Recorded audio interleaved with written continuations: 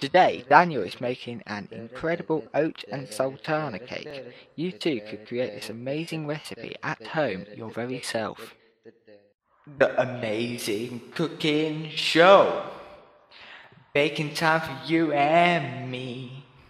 We're gonna bake a cake. Yeah!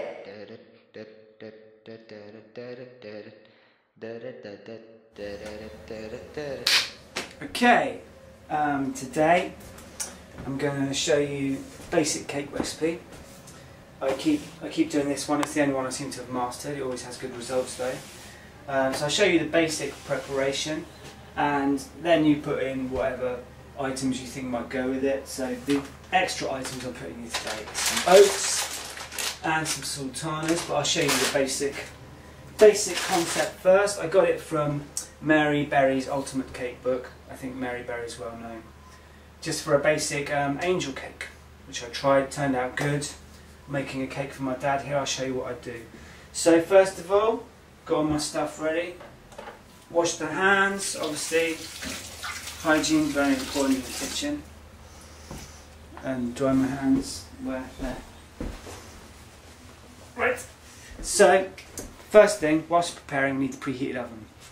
So for this particular recipe, it's going to be 190. It's a bit faded on there, but that's about 190. I'm going to be moving it down to that shelf. So whilst that's preheating, then we get on with the actual preparation. So we're going to go with, you want to get your scales out in advance. Very professional if you have everything set up. Scales here. Calibrate scales, yeah, that's fine. And we need 8 ounces of flour. We're going with wholemeal flour, nice and healthy. So we need more. Next pack. Very good range of baking stuff at Morrison's. Adequately put a tiny bit more flour. There you go, 8 ounces. There you go, only 8. As you can see, transfer that into a bowl. Right, we're done with that. Put that to one side. Next thing, we need 4 eggs. 4. Now, you might have your own particular technique for breaking the eggs open. I sometimes find this a bit tricky. Sometimes it's trial and error, sometimes I get some shell in, sometimes it's fine. But I usually break it with the back of the spoon, back of the knife even, and hope for the best. Oh, that's actually turned out alright. Number 1. Oh, don't know. Crap. Ah! Is there any shell in that? No, I think it's alright. Sometimes I actually I put it through a little tea strainer afterwards because I'm paranoid about the actual shell going in, but it's actually turning out alright, so maybe I have got the technique here. Yep, I see no shell. Let's get a bit of yolk there. Then you're going to get a fork, and at the end of this, to be honest, you'll be able to tell if there's any shell has got on it. Because once it's mixed up, it's all yellow. You can tell. You can tell if there's any shell. You don't have to go too crazy with this. A little bit more. So it's like that. That'll do just fine. I'll just leave that to the side for 1 second. You also need the same amount of butter, 8 ounces. Conveniently, this has already come in a 250 gram pack, which is approximately 8 ounces anyway. So we're going to use that entire thing. Excuse my dog, he's barking. There's a circus. Once a year, and the dog gets excited. Okay, so I'll just get that to cut on. Like I say, we're using this entire thing. It's approximately 8 ounces already. I'm just going to cut off a little bit, and that is just to save for greasing up the little sandwich tins in a little while. But we're going to use all of this, just cut it up, doesn't have to be spot on, just because I'm going to be manually mixing it with my hands. Just dice it up a little bit in advance, just makes it a bit easier. So that's going in the bowl, along with the eggs. And next thing is baking powder. I should have opened that in advance, I do apologise. Baking powder just helps the mixture to rise and get the right consistency. So we're going with 2 teaspoons of baking powder. I like to do heaped teaspoons just a bit for luck, so 2 heaped teaspoons, that's fine. And then, I should have said at the beginning, I'm making the healthiest version as possible. Instead of sugar, if I was using the traditional recipe, it would be the same amount of sugar as flour, which seems loads to me, 8 ounces of sugar. Instead of that, I'm using this product called Sweet Freedom, which is actually made from syrup made from apples, grapes and carob. So it's a really good natural alternative, healthy alternative to sugar.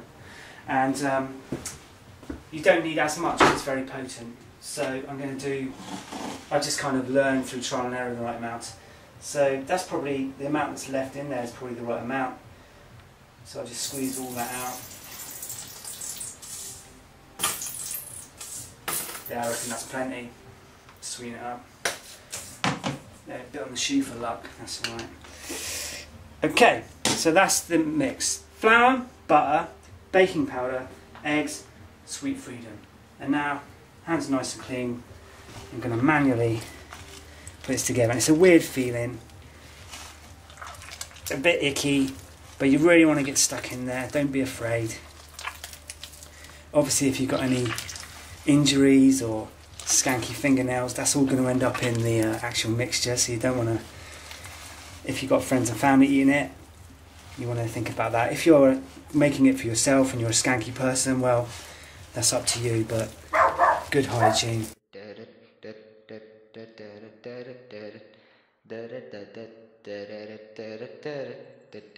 Sometimes if it gets a bit too sticky, you can add in just a touch more flour, because obviously I'm going from just a basic recipe I found in the book, but I imagine depending on what kind of flour you're using, you might find slightly different results, but you kind of get a feel when it's between being sticky and not too dry. See, at the moment I think that is a little bit too sticky. So I will add a bit more flour, which might be a bit of a pain because my hands are covered in it. So I'm trying not to get skank all over the flour bag. There you go, that do. And carry on.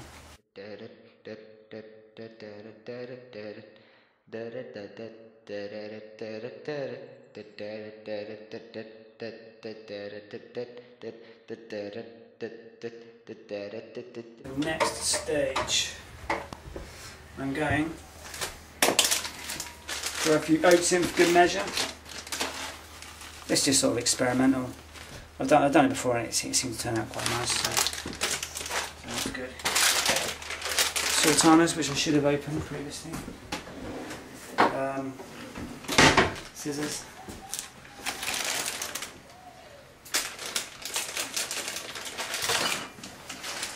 I'm just estimating amounts here, really.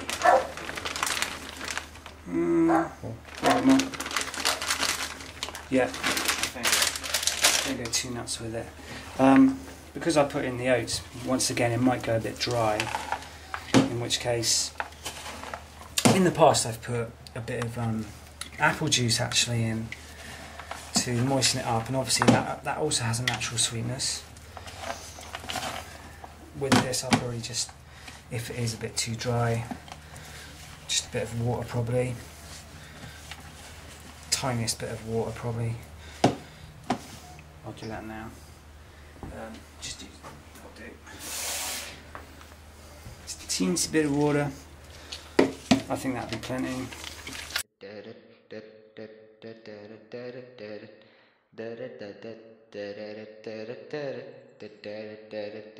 So I think that is actually ready to introduce into the sandwich tins.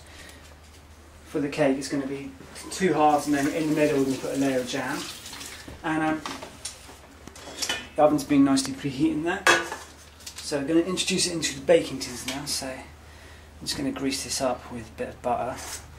Not only does it help it come out at the end without sticking, comes out in one nice circle. The butter, as it heats up, tends to bubble away, and that just adds a bit more buttery flavour to it.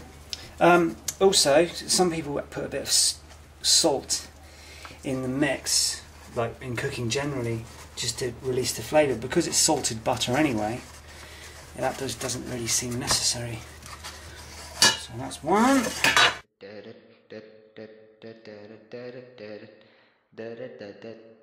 Then I like to get a big spoon and then a tablespoon, so I can even it out, evenly distribute it between the two, and then smooth it out.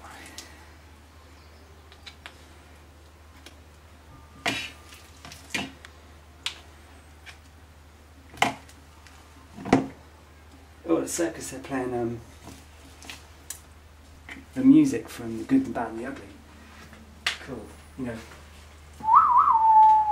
Wow, wow, wow. Wow, wow, wow. Wow, wow, wow, wow. Wow, wow. Classic Clint Eastwood movie.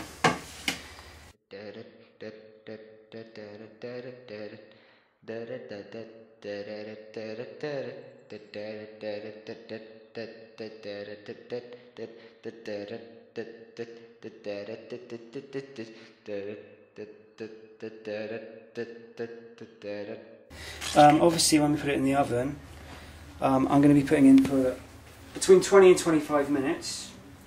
It might differ slightly depending on what model of oven you've got. Once again, it's on 190 there, and I'm going to be putting in, well, I found, I mean that's probably just under halfway, the actual location of the shelf. That seems to work well for me. So that's about the perfect temperature now.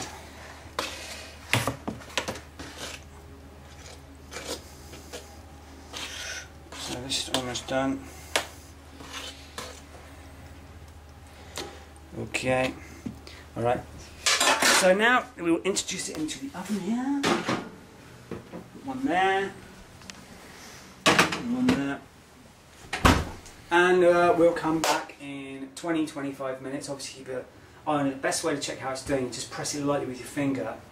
If it springs back without being wet, then it's basically good to go, or if it's getting slightly brown. But I'll show you more in 20-25 minutes. Thank you very much. Okay, just wanted to show you, this is how it should look about halfway through the cooking cycle. It's just rising just a little bit. Open up just quickly. Don't want to let too much heat out, but just quickly. See, just bubbling. See the way the butter's just bubbling away nicely. It's just rising. It's looking good, nice texture. I apologise for the cleanliness of the oven door. So I'll be back in about 10 minutes time to get it out. Okay, about 20 minutes is up, give or take. So just looking in the oven now. Like I say, just be careful, just press it lightly. So there you go, see? It's hard, but it's spongy. So I'd say that's perfect. It's the right colour for me. Turn the oven off. Safety, get the old oven gloves going on here. Yeah, that's looking good to me.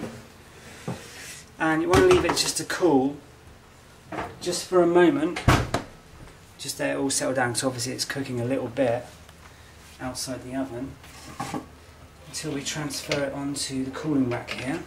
And you want to leave it on the cooling rack for a good long time to actually solidify. I'd say a minimum of an hour. But Is this ready? Oh, look. If it doesn't come out too easy, sometimes you can see it's like baked onto the side a bit.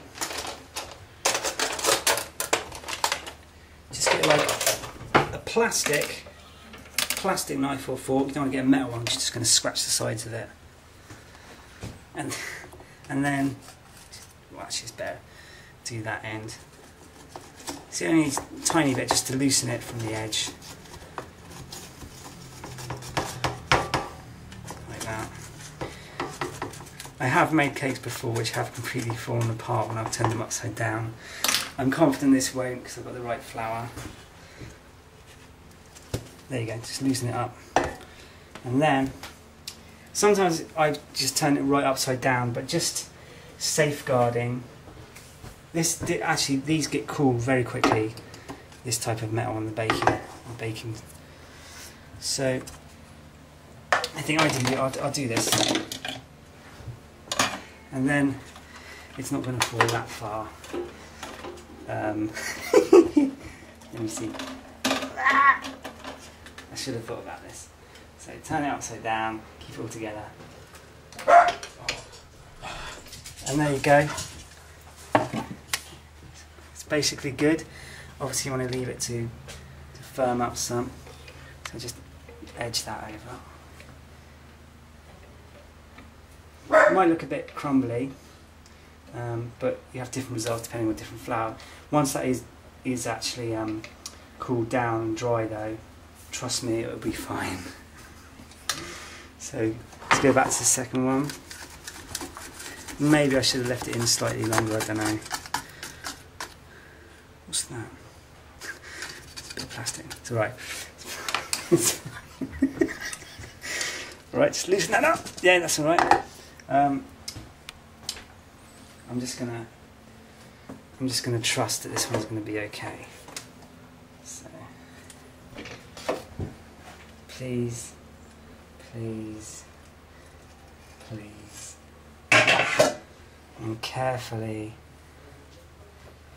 have it over. Okay. And ideally, I'm going to leave that for the best part of an hour. An hour has passed. Left the two halves of the cake to cool and harden. So I think they'll be alright. Yeah, that's alright. Smells good. Bit crumbly there, but that'll be alright because the jam will hold the whole consistency of the cake together. But it's quite nice, spongy and biscuity on top. In the middle, I'm going to make all this mess. That was me, sorry. I'm going to go with pear and apple spread, no added sugar. And that's going to be my jam.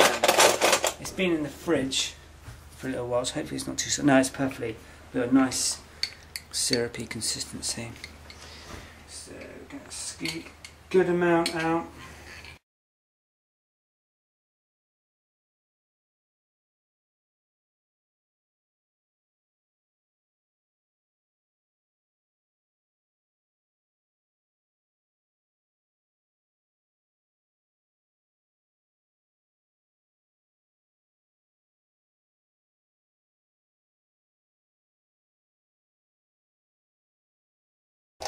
Now, carefully get this.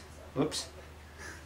That's fine. It's all going on top, and I'm gonna. That's fine. That's meant to happen. And then you just carefully rebuild, and you push it together. But like I say, it's good. The pear and apple jam will act as a glue. And look, that's fine. That's fine, look. That looks beautiful. And it's all about the taste anyway. Presentation, you know, obviously that's good. They say the first bite is with the eye, but I'd bite that. And obviously once it all solidifies even more, it'll be perfectly fine. In slices, everybody will enjoy that. There you go, tremendous, amazing cake that I think would be the envy of any party or gathering. Simple to make, healthy, economical, attractive, tasty, nutritious and delicious. Thank you for joining me today. Thank you to my cameraman Jamie. Thank you for the use of the kitchen to my girlfriend. And you can recreate this in your very own home. In your home, you could have this exact thing in your house. It's not an unreachable goal. This could happen for you. It could happen for you. And I'm going to give it to my dad. I'm not actually going to eat it. But I've had one similar before and it's really nice. So thank you for joining me today. And good luck. And have fun in the kitchen.